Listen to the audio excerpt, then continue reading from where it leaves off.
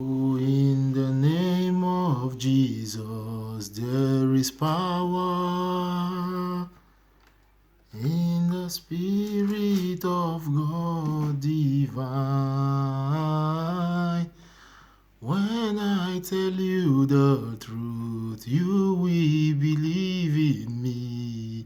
Come and enjoy Jesus with me. In the name of Jesus, there is power. In the Spirit of God divine. When I tell you the truth, you will believe in me. Come and enjoy Jesus with me. Praise the Lord. Praise Master Jesus.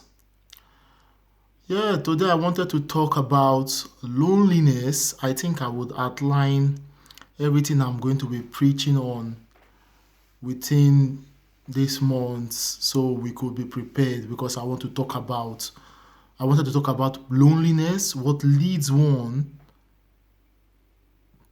to do some certain things in life that they are not supposed to do. And shame, loneliness comes with that shame. I want to talk about confraternity, different sects of confraternity, what it means to go to make an oath in the forest and being beaten when most boys and girls go into campuses or universities in Africa. So I want to talk about what those oaths mean and how to break out from those oaths. I still want to talk about let's see how the Spirit leads. Let's see how the Spirit leads. Today I'll be talking about something different. It's in Psalm 51. So let us pray as I start. Heavenly Father, I thank you. Jesus Christ, I love you. I bless your holy name. Thank you for giving me this opportunity to talk about your word. Holy Spirit, come and take perfect control. Oh Lord my God, your word says, where 2 or 3 are gathered in your holy name, you are there. Father Lord God, come, O Lord. Come, O Lord. Come and teach us this evening in the mighty name of Jesus. Amen. So I see so many people always trying to remember their past sins, things they've done in the past, and they are trying to it's weighing them down, and every time they remember it weighs you down. You see, fine, it's good sometimes you remember it, because the Bible already said it in Psalm 51 verse 3, for I acknowledge my transgressions and my sin is ever before me. There is nothing you can do in that past. You cannot edit it. It has already happened. It has already happened. You cannot edit it. Once you are now a new creature, all things have passed away. Only we could remember it. You see, the psalmist writing to God here said, and my sins are ever before me. God has forgotten it. The new life you are living now, that's it. Once you become born again, the new life you are living, you don't want to do more. You see, most people are trying to edit the ones they did in the past. It's gone. There is nothing you will do there. Don't just do more. Don't involve yourself into things that you will not be able to speak of. In the Bible, Jesus Christ was telling Peter, he said, Peter took a knife and wanted to kill somebody, and he cut the person's ear, and he was trying to defend our Savior, and our Savior told him, say, Peter, the owner of the universe, with the way he structured the whole world, if you do this now, if you kill this man, it will come back to you. If you do evil, evil will come back. Just That's how I used to, that's what I used to live now in my life. Like, you don't want to do more. You know you will still remember it. According to Psalm 51. Psalm 51 says, For I acknowledge my transgressions, and my sin is ever before me. You could still remember them every time. You will still remember it. Go ask any girl that has done abortion before. You ask her, do you remember the day? She said, I remember clearly. Only God doesn't remember. Go ask the men that have put their hand into demonic things and killed. Ask them, you are not born again, do you forget that it's like in my front? So we don't want to do more. We don't want to do more. You don't really want to do it. You don't want to, just because you are trying to take out those other ones, which the Bible says you cannot take out. You will still think of it. So you know the story now where Jesus Christ was telling Peter, I know you are trying to defend me, but I will tell you now, the owner of the universe, with the way he structured everything, if you do evil, evil will meet you. Evil will meet you. Evil will meet you. If you do evil. If you kill this man now, see, I'm not saying you're not my friend, Peter, but I'm just trying to tell you, it's not my thing. It's the owner of the world. He has said it like this. If you kill with sword, sword will meet you. Sword will meet you. So we are using this now to live our lives. You don't want to do evil anymore. You see young girls, you are going to sleep with a married man. Now you are married. You want to stingy your own husband. You will feel pain too. Oh, you will feel pain. Young guys of my age, you are sleeping with people's mother. Say na sugar mommy. You are having sugar mommy. It will reach you. And you know one thing I like about God? He reminds you. He said, you remember this? It is exactly this thing. You just accept, like, I remember. I did it. It's happening to me. So you don't want to do more. You will not involve yourself. You've repented. Repent genuinely. Repent genuinely. You don't owe nobody nothing. You are fighting for your life. You want to go to paradise someday.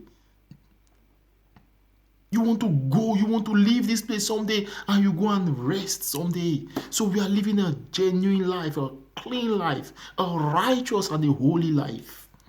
We are living for God. We depend totally on Him. And you will see that He's a faithful God. Don't involve yourself with wickedness. Imagine a young girl, because you are beautiful, you will hold another person's husband. The wife and the children will be waiting for the man. 11 o'clock, 12 o'clock, 1 o'clock in the midnight, you are holding the man in a hotel. Now you are married and you are feeling pain. It's better you go kneel down and tell God, I am sorry. Only He knows how He will chastise you. But I know every one of us has felt the power of God, and He has chastised all His children. We feel and we remember everything, and we tell Him, thank you. It's a privilege for you to chastise me, my God. It's a privilege. I am happy you are chastising me. So, with this verse now, Psalm 51 verse 3, our sins are ever before us, yes. But God doesn't think of all these things. All things have passed away. It's only we that could remember it. Now, we don't want to do evil. No, you will not do it. You don't want to do it. Just starve it. Starve sin. Starve it. Just continue to starve it. Even if those friends call you, like, I know loneliness sometimes could take people out. Just, Jesus is your friend. Nobody likes nobody. Believe me, I know this. Nobody likes, only Jesus Christ is your friend. Except you see true believers of Jesus Christ. You will still even scrutinize them to know if they are truly genuine believers in Christ Jesus. So right now, I will just tell you, as you have repented, even if you have not repented, repent now. Repent and tell him you are sorry, and prepare yourself to be chastised, like he's going to chastise you. Like that chastising now is he's going to starve you from all those sins, and it's your decision to stay or to fall back. It's your decision to stay. You decide. You make wise decisions. You are not doing it for anybody. You are doing it for yourself. You don't owe nobody. You are not questionable to nobody. You are not questionable to nobody. You are fighting for your way, for your own direct to paradise now. Because we will all live here.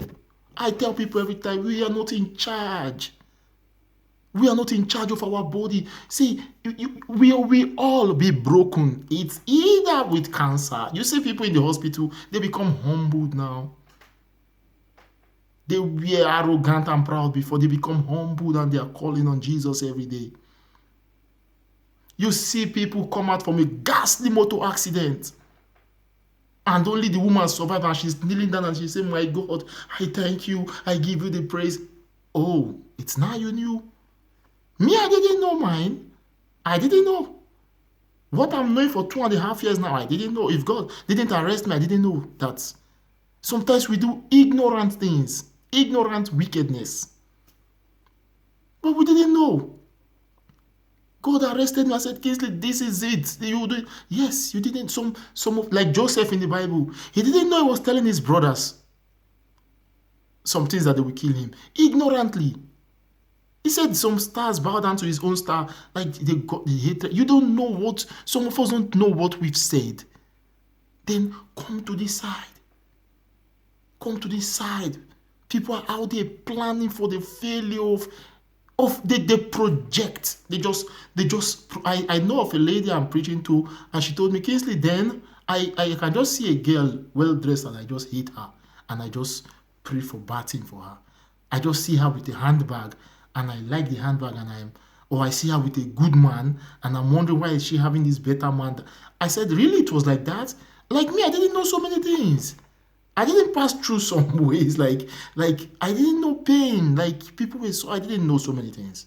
I didn't know so many things, but the way I was doing things, people thought I was moving with some kind of special power. I don't even know what you're talking about if you're talking about voodoo. I don't know what you're talking about. I hear, but not that I indulge myself into voodoo. Never in my whole life. So, but the way I was moving and the way I was doing things, I was walking tall, proud, I was stubborn, arrogant. Me, I know. If God didn't tell me, I don't know. I didn't know. So, most of us, we do things we don't even know. Some people do things, like I saw some of I hear some of my mates now in Nigeria, they're having sugar mummies, like people's mothers. Like, how dare you humble a woman and you pull her clothes like your mother's mate, and you don't think it's evil? You humble your neighbor's wife. Like, when I was in the world, some things weren't my problem. No, women weren't the problem. Money, I don't know so many things in life, but when I start to see some things, I say, no, this, like, when we were in the world, we knew that this is evil. But I don't know, now I'm starting to know that everything is evil. If you are not for God, you are doing evil. The Bible says no man is good. Some people do evil now ignorantly. Like I told you of the story of Joseph. He was telling his brothers like the dream, like you people, like they were just looking at him like, really? Sometimes we go to the barbing salon and the female salons, you talk, you would not know who you are hurting. Before me, I talk. I don't even know what I'm talking. I just talk and I go. You would not know they are projecting negative energies to you. You would not know. I'm telling you, it's now you just need to kneel down and tell God, I am sorry. I am sorry. I did this thing in the past. Confess it to him. You could have a believing friend and you confess it to the friend and you say, my friend, in those days I used to date a married man and you could say, in those days I raped a girl. In those days, I start to hear different things from different people and I say, oh, God help you. We will pray together and you will see everything God will forgive. I pray you all just have it in your heart as you are watching this today to think deep. Think deep. Because someday we will all be broken. We are not in charge. When the owner of our lives is ready for us, you will see you are not in charge. You will say, we will all be broken someday. It's better you start to break down and forget about this proud lifestyle. Forget about all those ones you see now that they are moving as if one day they will climb down from their high horses. They will use their legs to move down. They will be humbled. Don't worry. You just humble your own self before God. Humble yourself before God. I beg you all.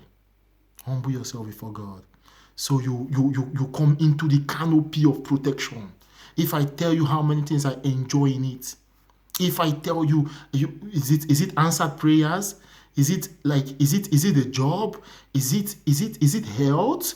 Is it just everything? He does everything for his children. Nobody will harm you, according to 1 Peter 3 verse 13. 1 Peter 3 verse 13 says, 1 Peter 3 verse 13 says, 1 Peter 3:13, and who is he that will harm you if ye be followers of that which is good? They're not fit. They can't touch you. They can't touch you. They will not even think of it. Those unclean spirits, those demons. Sometimes I wake up from my bed and I feel some pain in my hand, like I pray immediately, like I command you, you demonic spirit of pain, disappear right now. I command you, because it is written in the word of God that whatsoever we bound here on earth is bound in heaven. Whatsoever we lose here on earth is loosed in heaven. I'm trying to wake you up from your sleep so you could come and partake of the blessings of Jehovah. You could become more than a conqueror. I don't want you to be on that grace, normal grace. No. You want to be a warrior, like a soldier in battle. Because people out there, you would not know what you've done. You will not even know what your mother have done or your brother have done. They just have wicked hearts to plan evil. I pray God help us to confess our sins and live a humble life and live a genuine holy life. Let us pray. Thank you, Heavenly Father, for the smoothness of your word. We bless your holy name. Thank you, Holy Spirit. I bless your holy name as I have planted this seed in their hearts. Oh Lord God, come and water it and give them power. Come and give them strength. Come and give them victory. Come and give them health. Come and give them everything they will need for the battle. Everything they will need to confess their sins and change from their wicked ways. Soften their hearts, O Lord. I beg you, Jesus Christ of Nazareth. I beg you, my Father in heaven. Holy Spirit, take control. In Jesus' name, amen. Oh, when I tell you the truth, you will believe in me. Come and enjoy Jesus with me. So good night and God bless. Remember, Jesus is love. Jesus loves you, and I, from the bottom of my heart, I love you. Bye.